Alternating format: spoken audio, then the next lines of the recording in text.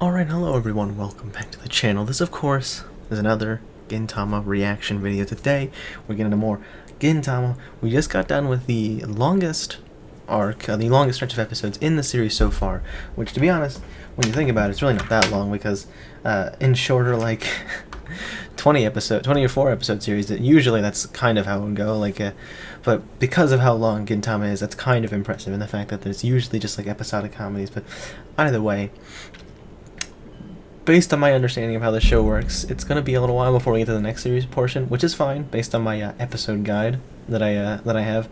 It won't be until, like, the 100 episode mark, which is going to be interesting to see, because that's going to be, like, 5 episodes. But until then, we got some more. We're getting more classic Gintama comedy action, which I'm all for. I can't wait to see what kind of a good comedy comes out of this, because there's always great comedy in Gintama. So, with that all being said, if you enjoy Gintama and you want to see more of these videos, make sure to hit that like button. It's the best way to let me know that there are people out there in demand for this video, so that I can, keep putting out this supply. And also subscribe, hit the notification bell so you don't miss a single upload in the future. That all being said, as always, unless you're new here, links down in the description below will take you to the full-length, uncut reaction. So go ahead and watch the reaction over there on Pixel Junior BitChute, then come back to YouTube. You can watch the discussion.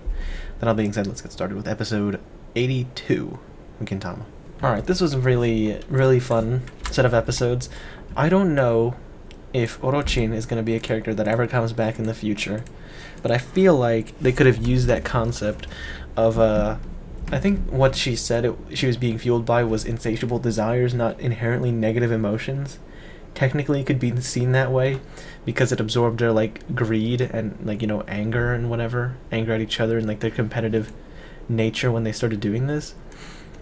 But I feel like if Sorachi wanted to, he could have made that whole arc revolved around that idea. And maybe kind of like how the Benizakura sword worked, in that it takes over the user, so, something like a creature that steals people's negative emotions or whatever, causes chaos so it can steal those negative emotions. I could totally see that being an arc, and I don't know. Orochin might be a character that comes back in the future, but from where I'm sitting right now, it seems kind of like it's just like a 1-episode deal, which works fine.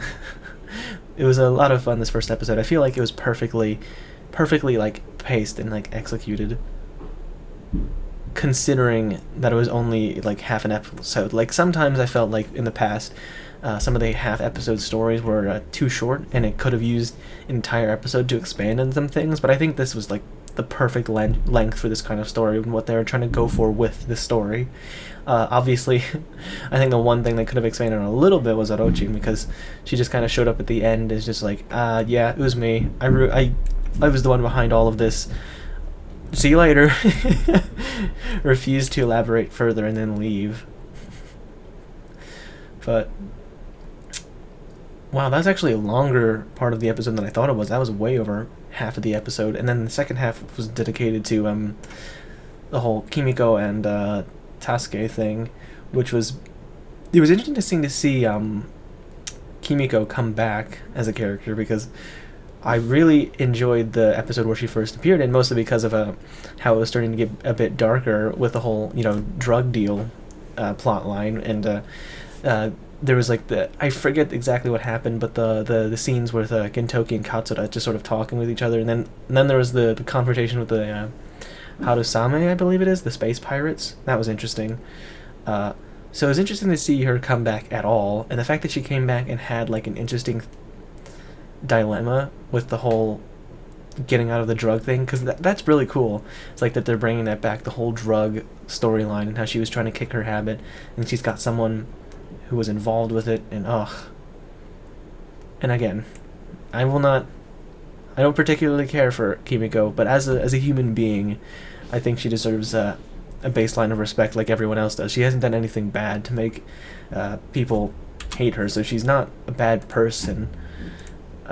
So I don't think she deserved what happened to her with her supposed boyfriend being kind of a bad person.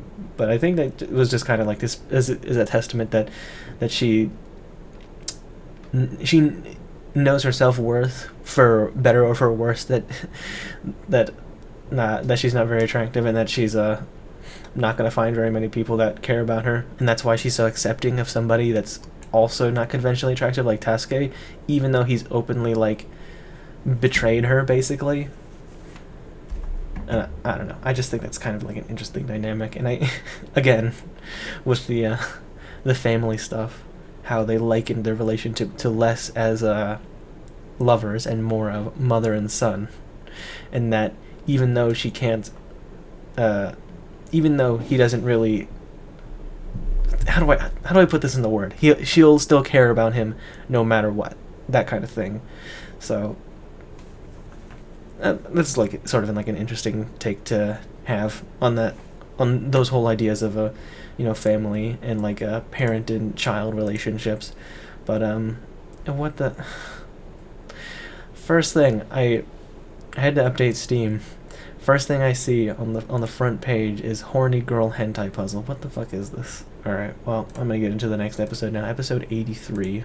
This was another fantastic episode. I definitely like this episode a whole lot more than episode 82 because it did have two really entertaining stories. Not only was this like vastly more entertaining in my opinion, just seeing all of the interactions and finally getting to see Kyubey again and having Kyubey in a more comedic situation as opposed to the more serious arc that she was introduced in was so good, and I'm really glad that it happened. And I really liked the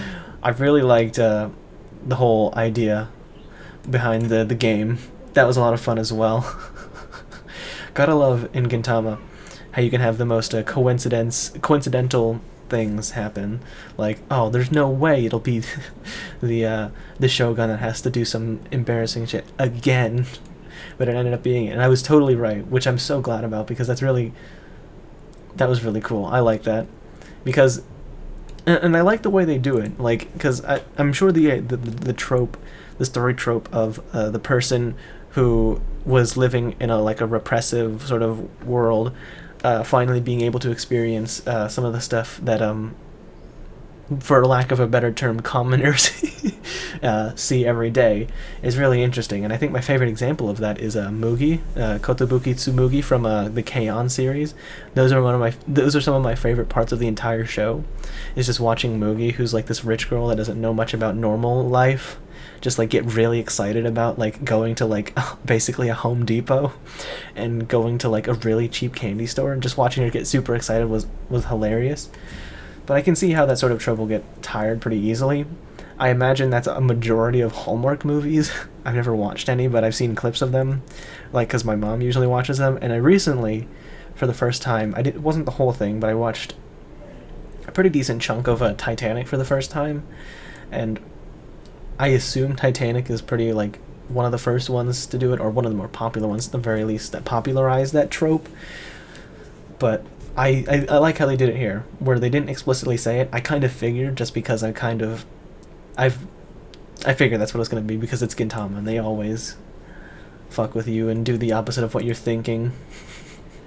So I just kind of figured he was enjoying himself, and I don't know what the tears were about. I don't know if he was just genuinely, like, sad that he had to go do some of this stuff or whatever, or that he was getting bullied.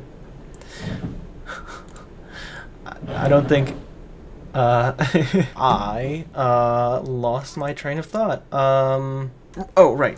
Even though it could be considered like an overplayed trope or whatever, to have that sort of be the twist of the episode, so to speak, I think the way they did it works for Gintama, because they didn't really focus on it, and it wasn't really to the end when they outright confirmed it, and even then they were still making some jokes about it, and I imagine that the Shogun probably still at least enjoyed this, in at least that part, because again, it's something new that he's never experienced before.